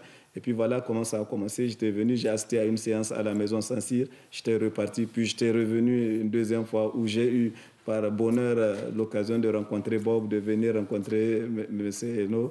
Et voilà comment c'est parti. Et lorsque nous avons réfléchi sur l'arbre à palabre, nous nous sommes mis à rédiger un projet. On a aujourd'hui un projet pilote qu'on a rédigé qui va s'expérimenter dans la ville de Niamey, où il y a 5 arrondissements. Et de chacun d'arrondissement, on va avoir 1 ou 2 groupes d'arbres à palabre. Puis, quand j'étais venu, on a fait le lien, parce que j'ai des écoles de formation artistique et culturelle au Niger. On a fait le lien avec EPA et nous avons décidé de voir comment on peut importer, prendre ces pratiques, ces procédés-là, aller voir comment encourager les jeunes qui sont dans ces écoles. Parce que c'est des jeunes qui quittent le primaire pour venir directement dans un collège où, au lieu d'avoir que l'enseignement général, ils vont avoir non seulement l'enseignement général, mais l'enseignement culturel et artistique. Donc nous avons dit, on va expérimenter dans les 11 écoles, j'ai 11 EFAC à travers le pays, comment on pourra utiliser ces outils, procéder. Voilà donc le lien qui est fait entre la renaissance culturelle, qui vise la transformation sociale, qui vise la transformation politique, qui vise la transformation économique de notre pays, en se basant sur un programme de sensibilisation et d'éducation populaire pour des changements de comportement. Et l'arbre à palabre tel qu'il a été expérimenté à Rennes, que nous allons transformer et sur lequel nous allons nous baser pour faire ce que nous appelons la décentralisation culturelle. C'est-à-dire, on va faire en sorte que l'arbre à palabre se retrouve même dans le plus petit village du Niger. Et nous allons œuvrer pour que... C'est pour cela que je vous dis que c'est une œuvre de longue haleine et on n'aura pas besoin qu'on s'arrête en si bon chemin. Et avec les EFAC, je l'ai dit hier, je l'ai dit officiellement aujourd'hui, celui qui pourrait être ici en meilleure place et parler à mon nom, c'est peut-être le ministre de la formation professionnelle et technique, qui a en charge des centres, des milliers et des milliers de centres de formation professionnelle et technique, mais avec lequel, dès que je rentre, on va échanger. Je vais l'associer au projet et aux 11 EFAC, on va certainement sélectionner quelques centres et faire en sorte que l'expérimentation au Niger de EPA commence par la formation professionnelle et les EFAC au Niger et qui sait, peut-être les établissements d'enseignement secondaire et universitaire pourraient aussi être intéressés. L'avantage ici, faire la part des choses, c'est que EPA, qui est privé, qui est une association privée, intervient sur une cible assez réduite. Or, nous avons l'ambition, c'est vraiment ambitieux, c'est même peut-être une gageure. Nous envisageons de faire en sorte que cette expérience puisse transposer sur des milliers et des milliers de cibles. Il n'y aura plus d'impact, il n'y aura plus d'effet si nous nous prenons bien, il n'y aura plus d'effet si nous nous entendons dans les conventions qu'on va se donner, on s'entend sur les termes de référence et que nous croyons. Moi, je pense que je peux vous garantir que le président de la République y croit. Je sais que sur ce plan, il me fait confiance jusqu'à une certaine limite si je fais preuve d'efficacité et de perspicacité. Et pour que je fasse preuve d'efficacité et de perspicacité, j'ai besoin de vos soutiens, j'ai besoin de votre accompagnement. Ce n'est plus la coopération classique où on dit on va venir chercher du financement. Non, moi je cherche le savoir, je cherche les instruments, je cherche l'expertise. Je voudrais les mettre en œuvre là-bas avec les moyens de bord. Progressivement, peut-être on aura tous les moyens de faire tout ce qu'on veut, mais maintenant on va faire ce qu'on peut avec les moyens qu'on a. Je vous remercie.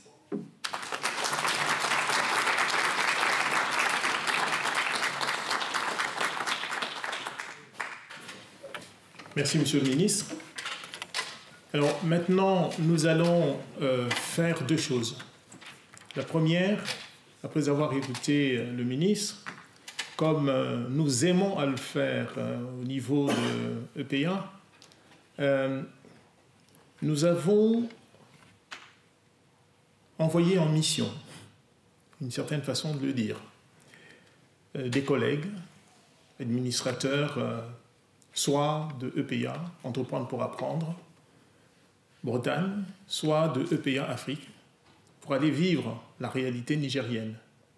Et donc je voudrais ici appeler 2 de ces témoin, Vincent Delambert, entrepreneur, et Christian, universitaire, qui, avec son regard, pourra nous dire ce qu'il a vécu. Vincent, en tant qu'entrepreneur, qu'est-ce que tu as vécu au Niger? Voilà. Venez donc tous les deux. Vincent commencera. Christian, à moins d'attendre qu'il ait fini, mais je pense que voilà, c'est assez. Voilà. On a passé une petite semaine ensemble. Ouais, donc, voilà. On peut être ensemble. On va continuer après, donc on peut se retrouver, ça fait plaisir. Donc je vais commencer à parler. Alors d'abord, je ne suis qu'un... Je n'ai fait qu'une fois un séjour au Niger, donc je n'ai qu'une modeste expérience. Et on ne peut pas faire de généralité de cette expérience. Donc j'ai une entreprise qui est à Saint-Grégoire, qui existe sur le bassin rennais depuis 1956, donc ça fait quelques années. Et donc en fait, pour moi, la prospection au Niger, c'est une affaire de bon sens. Parce que je suis parti d'un constat. En fait, nous, entrepreneurs, on est soumis à des contraintes qui sont des contraintes fiscales, des contraintes de normes, des contraintes de normes sociétales. On a un tas de contraintes. On a connu une crise en 2008-2009. On en a peut-être une qui pointe le bout de son nez en 2019-2020. Et puis... Internet a révolutionné notre métier, a révolutionné notre activité. C'est-à-dire qu'on a l'objectif d'une entreprise, c'est de gagner un peu d'argent, d'abord pour payer ses salaires, et puis pour que je puisse rouler dans une énorme bagnole. Et en fait, si vous voulez, avec Internet, nos marches se sont cassées la figure. Donc, il a fallu essayer de réfléchir à des solutions autres que les solutions traditionnelles. Et est venue s'ajouter à ça la mondialisation, la globalisation, c'est-à-dire que maintenant, moi, sur le territoire français, je dois faire face à des entreprises qui viennent des pays de l'Est comme la Pologne. Donc les contraintes entre la Pologne et la France ne sont pas les mêmes, les salaires ne sont pas les mêmes, les frais de transport entre la Pologne et la France sont quasiment les mêmes qu'entre la France, Lyon et Marseille. Donc c'est devenu de plus en plus compliqué. Ce qui fait qu'il a fallu trouver une petite bouffée d'oxygène pour essayer de continuer à exister. Et cette bouffée d'oxygène, je me suis dit, tiens, l'Afrique, on parle beaucoup de l'Afrique, on parle beaucoup de son développement, de sa population, de ses richesses. Et donc, ça faisait plusieurs années que je me disais l'Afrique. Il faudrait qu'un jour, je prospecte l'Afrique, en Afrique. Et puis, j'ai trouvé une opportunité. Un jour, j'ai rencontré Grégoire, qui est là. On était tous les deux chez un général qui nous faisait un beau discours. Il était dans son coin, les bras croisés comme il est là. Puis moi, je m'embêtais aussi un petit peu. Puis on a commencé à discuter et on a parlé de l'Afrique. Et je lui ai dit, bah, moi, l'Afrique, ça fait longtemps que j'y pense. Et voilà, mais je ne sais pas comment faire. Et donc, on s'est retrouvés peut-être 15 jours plus tard et on a discuté ensemble. Et il m'a dit, mais moi, je connais des gens, il y a peut-être des opportunités à saisir. Et petit à petit, j'ai avancé comme ça. Alors, le Niger, monsieur le ministre, a des atouts, à mon avis, comme tous les pays d'Afrique de l'Ouest, c'est-à-dire qu'on a un langage commun, donc francophone. On a des fuseaux horaires qui sont très rapprochés. Je crois qu'il y a 1 heure de décalage, donc c'est quand même assez... Par moment. Comment ? Par moment. Par moment, sinon il y a 2 heures peut-être ou... C'est 1 heure. Ouais. 1 heure. Et donc, quand vous gérez une entreprise en France et que vous êtes au Niger, c'est aussi assez intéressant. La France, à mon avis, jouit encore d'une excellente réputation, je pense.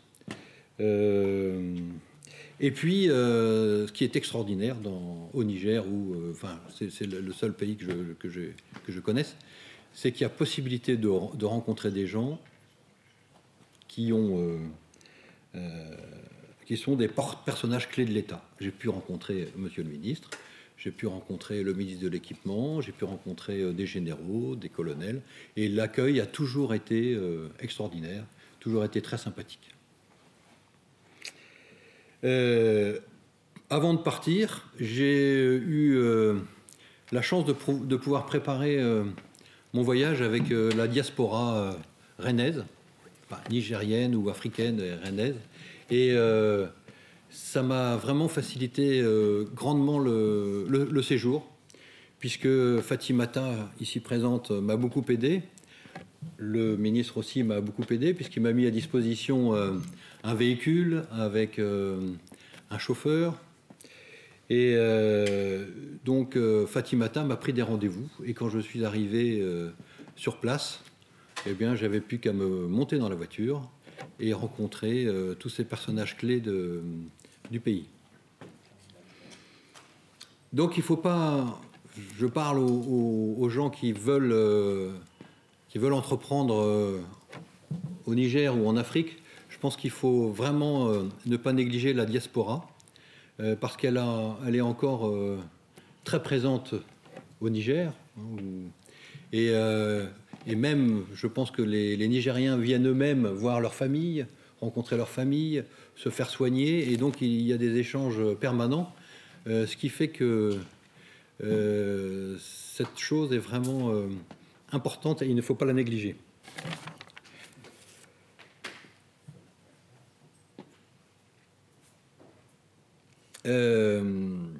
Donc ce que je disais, c'est que ce qui n'est pas possible en France, c'est-à-dire rencontrer un ministre, l'est au Niger.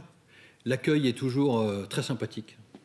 Il y a de réels besoins et Monsieur le ministre est là pour il l'a dit d'ailleurs, il y a une vraie volonté de modernisation et de développement économique. J'ai pu le constater, il y a vraiment une véritable ambition et je pense que dans 10 ans, le Niger ne sera plus du tout le même que ce qu'il est actuellement. Il existe des besoins dans quasiment tous les domaines. Le gouvernement nigérien, puisque je ne connais que ce pays-là, est à la recherche de partenariats avec des entreprises. Une chose qui est importante, c'est qu'il faut créer des emplois sur place. Donc je pense que les échanges peuvent être facilités, et comme les gens sont visibles facilement, les décideurs sont visibles facilement, il y a moyen d'avancer rapidement. Une chose qui est quand même importante à dire, c'est qu'il ne faut pas être angélique. Le Niger a des besoins, mais n'a pas forcément l'argent à mettre en face de ses besoins. Et puis on a parlé de corruption, donc c'est sûr qu'il y a de gros efforts à faire.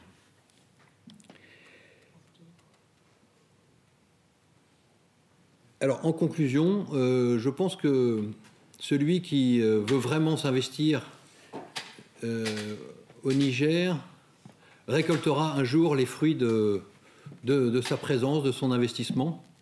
Certainement pas tout de suite, mais je pense qu'à court ou moyen terme, il y aura forcément des retombées économiques. Et Rome ne s'est pas fait en un jour. Voilà.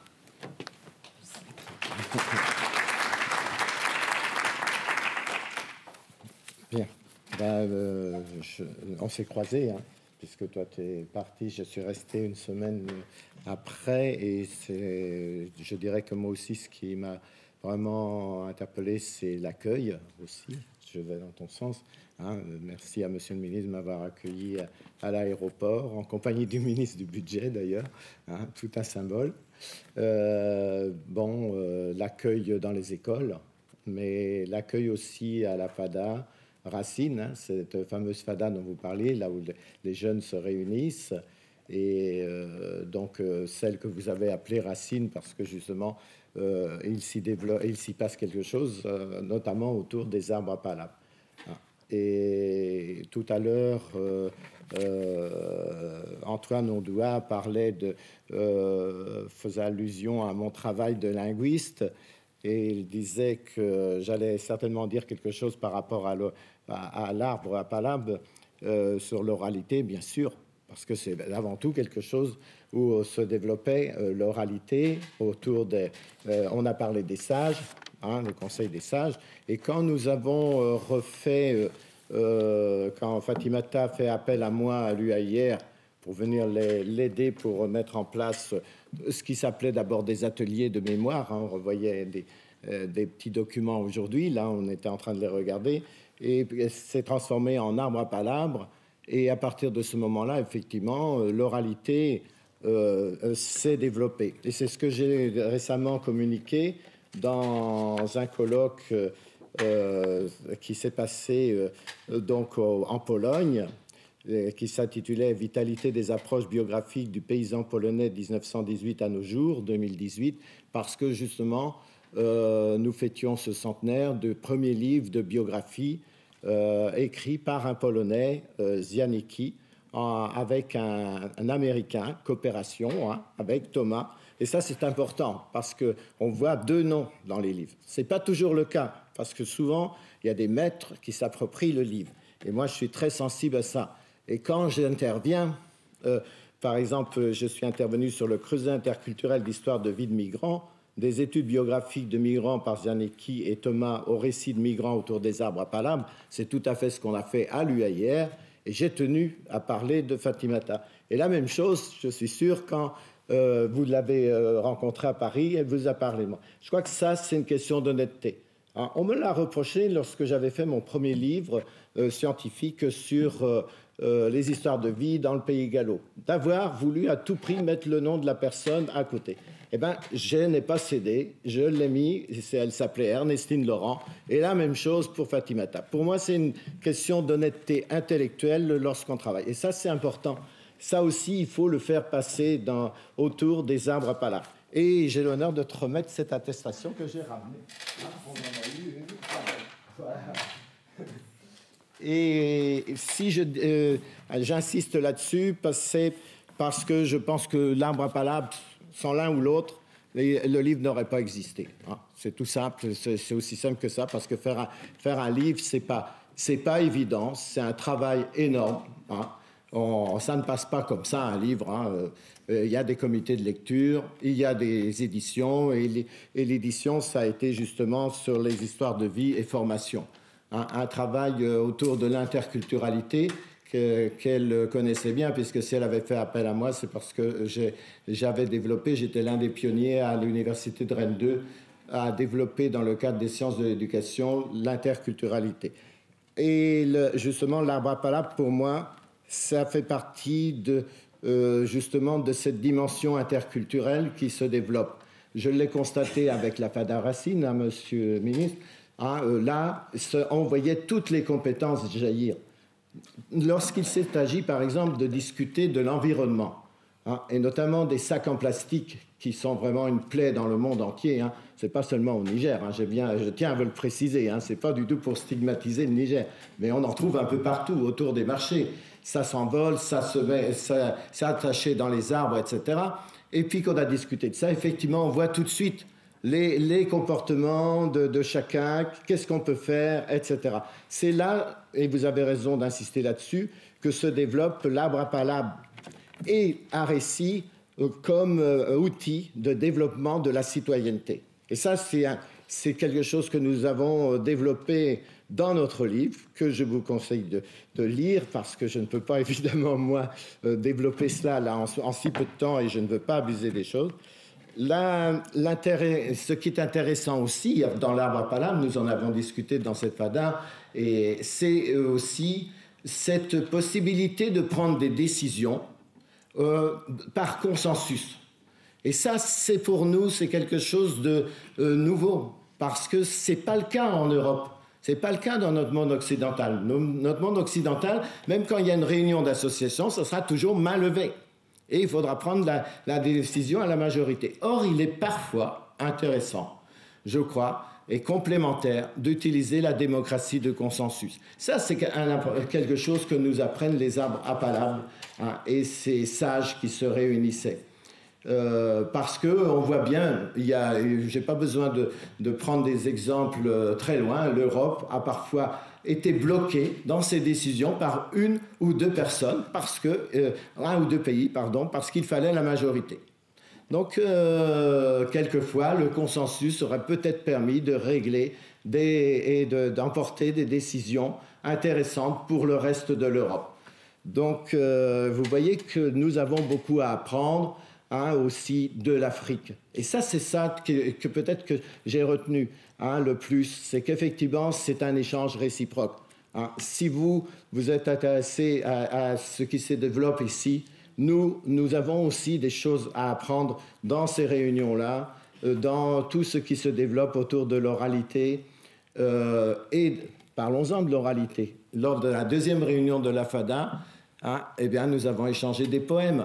Et jusqu'ici, il n'avait jamais osé dire ces poèmes avec les autres. Donc ça veut dire que cette expression orale dont vous parliez tout à l'heure, hein, effectivement, elle se développe là, et parfois, elle permet, hein, à des gens qui peut-être n'osent pas exprimer leur talent, parce que il y a quelqu'un qui vient de l'extérieur, qui ose dire des poèmes, et même des poèmes en gallo, hein, pas seulement en français, eh bien, et ça provoque une petite étincelle, et nous avons échangé nos poèmes avec quelques-uns là, de la Fada Racine.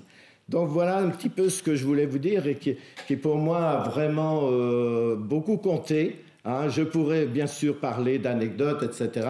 C'était très important de rencontrer Vincent avant qu'il ne parte. Et je le dis pourquoi? Parce que nous, en tant que ex-directeur des sciences de l'éducation, j'avais à cœur de développer, elle le sait bien Fatimata, le DESS, un diplôme spécialisé professionnel COGEF, conduite et gestion en établissement de formation, et nous avions des rapports avec l'entreprise déjà.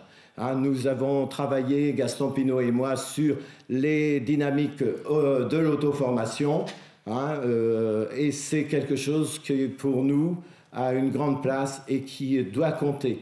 Hein, je me rappelle d'un colloque que nous avions organisé avec la Chambre de commerce et avec des sociologues très connus comme Geoffre Dumazier, hein, de la Sorbonne, et aussi Schwartz, hein, que vous connaissez sûrement. Et donc, ça aussi, ça fait bien le lien. Et moi, je suis très sensible à ça. C'est très important de donner la possibilité à tous ces talents de s'exprimer. Les arbres appalables peuvent le permettre. Ça peut amener des gens à retrouver la confiance en eux, à oser entreprendre. Oser entreprendre pour apprendre. Je vous remercie de votre attention. Et puis, si vous voulez compléter un peu mon propos, je vous conseille notre livre. Je dis bien le livre de Fatimata et de moi. Voilà.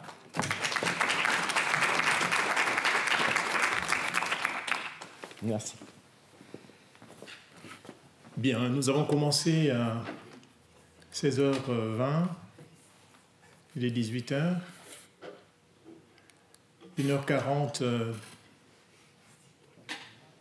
d'échange, certainement, puisque même en étant passif, je suis convaincu que ce qui a été dit a interagi en vous, et des questions sont nées. Mais vous vous dites, aurions-nous l'occasion d'avoir des réponses à certaines de ces questions? En tout cas, il n'est pas prévu, malheureusement, dans le déroulement, que nous ayons une partie questions-réponses, mais je voudrais, en utilisant ce propos, simplement vous dire que cette occasion n'est qu'une première. En tout cas, notre intention, c'est de faire de telle sorte que tout au long de l'année qui arrive, jusqu'à une prochaine échéance qui sera beaucoup plus importante dans le temps d'échange, dans le temps d'introspection, eh bien, nous puissions avancer sur ce terrain. Je ne perds pas de vue une chose importante, une mission, celle, je vous l'ai dit d'entrée de jeu, que le conseil d'administration d'Entreprendre pour Apprendre m'avait fixé au sein de celui-ci. Il s'agissait, Monsieur le Président, 1. de trouver un pays en Afrique qui serait le pôle d'où partirait en ruissellement, en irrigation, cette volonté d'implanter la démarche Entreprendre pour apprendre en Afrique. Ce pays, nous l'avons trouvé, c'est le Niger. Mais je rappelle aussi que lors de nos rencontres avec Monsieur le ministre, nous lui avons dit que ce n'est pas parce que nous venons de choisir votre pays comme la base à partir de laquelle nous allons déployer notre action sur l'Afrique que nous sommes tenus à y rester si nous sommes déçus par les réponses. Et donc aujourd'hui, ce regard vers les autres pays d'Afrique, nous continuons à le conserver. Et pour nous donner les moyens justement d'avancer, nous avons pensé qu'il fallait encourager ceux qui ont une vision, ceux qui ont une volonté de faire.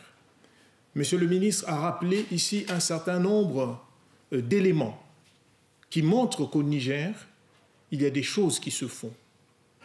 Alors, il a dit que dans certaines images, le Niger est présenté comme le pays le plus pauvre de la planète. Mais ce ne sont que des images, Monsieur le ministre. Et Éric Buissens aimait à dire que, et ça c'est en sémiologie de l'image est un objet de communication qui transmet l'état de conscience de celui qui l'émet. Et donc, nous avons une connaissance réelle de ce qui se passe au Niger, les éléments qui ont été donnés ici, la volonté dans un gouvernement d'avoir un ministre qui s'occupe de l'entrepreneuriat des jeunes, un ministre qui est plutôt engagé comme vous dans les écoles de formation artistique et culturelle avec une réelle volonté de faire que ces jeunes deviennent des professionnels.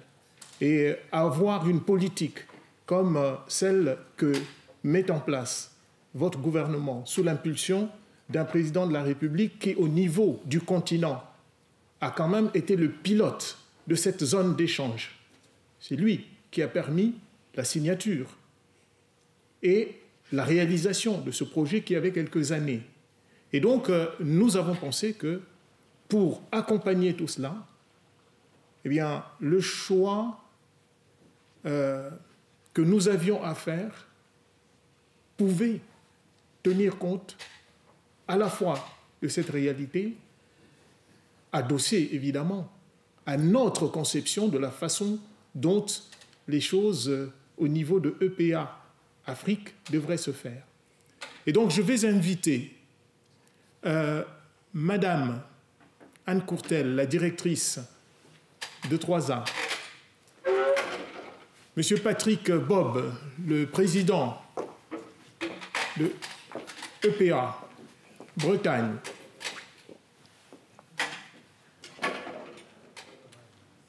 je vous invite respectueusement à venir soutenir avec moi l'idée que le choix du président du Niger comme récipiendaire du prix d'excellence pour la promotion et le soutien de la culture d'entreprise en Afrique, que ce choix que nous avons fait est bien le bon.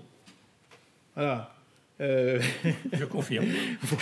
Nous confirmons. Voilà. Et donc, que Madame la présidente de EPA Afrique, Fatimata, puisse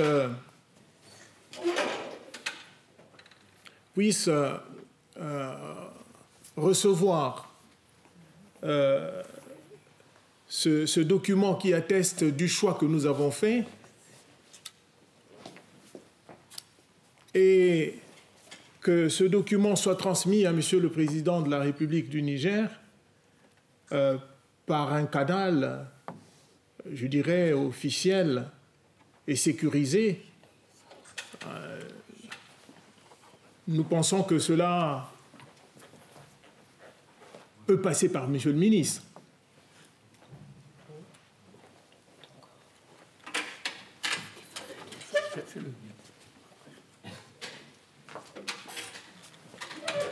Voilà donc officiellement, Monsieur le ministre, Madame la présidente de EPA Afrique vous remet au nom de tous les partenaires ce document qui atteste du choix que nous avons fait du récipiendaire pour cette première édition qu'est le président Mahamadou Issoufou du Niger.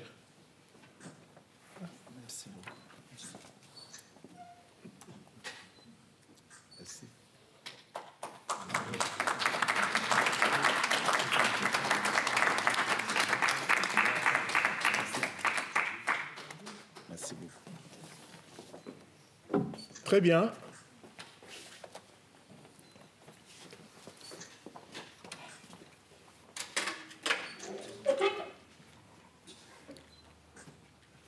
Voilà. Merci. Je dirais même.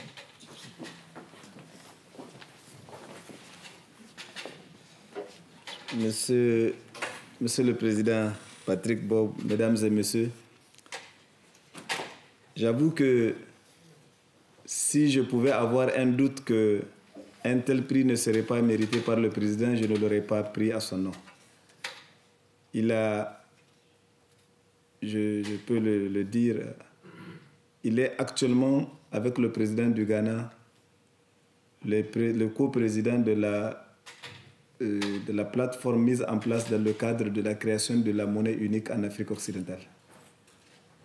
Et le travail que je venais d'évoquer sur la zone de libre-échange également est quelque chose de concret. Nous avons déjà au Niger ratifié cet accord.